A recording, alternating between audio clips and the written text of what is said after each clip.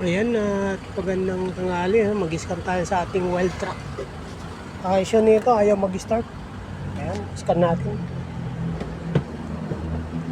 Ang ating unit ay isang Ford wild truck. Ayan, pasok tayo sa loob. Check natin. At gamit tayo ng bulang kristal. Ayan, check natin kung anong problema nito. Tayo sa taas para makita. Ayan. Ayan, good morning. Magandang tanghali sa inyo. At check na natin to. Ayan. 2013 model.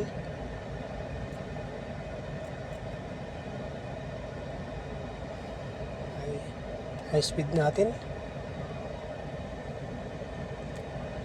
Ayan, check natin kung anong nararamdaman nitong sasakyan. ABS. Ayan. Screenshot natin. Ayan. Check natin ang PCM, power control module muna tayo. Glue plug. Yung glue plug.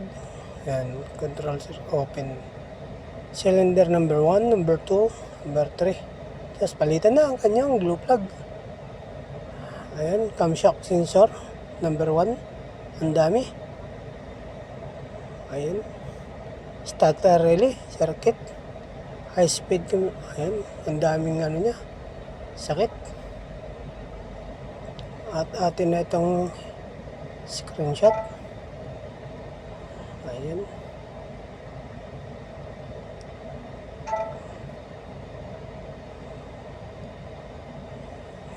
Ang dami niyang sakit. PCM pa lang po tayo. Ang dami niyang karamdaman. Ayan. Screenshot natin yan. 1, 2, 3 ubos ang kanyang glue plug. Andito tayo sa kabila. Ito ang pinaka-importante sa lahat. Screenshot. Ayan, engine control, ACM, power control module, missing communication with engine control module. Ayan, at saka yung kanyang data received from engine control module, ACM din, powertrain. Screenshot natin. At yun lang, IPC. Ang dami.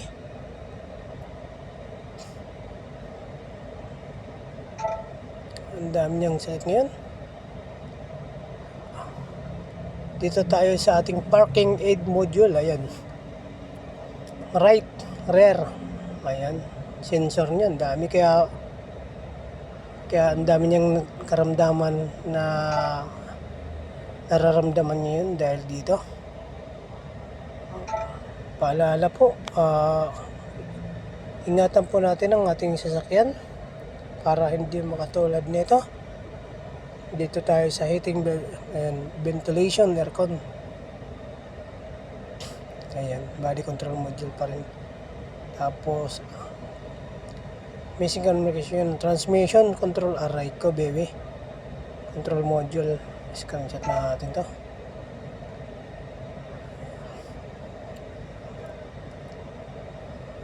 Ayan, ito ay common issue lang to. At yun lang ang ating nakita, no? ABS, ang dami. Sige.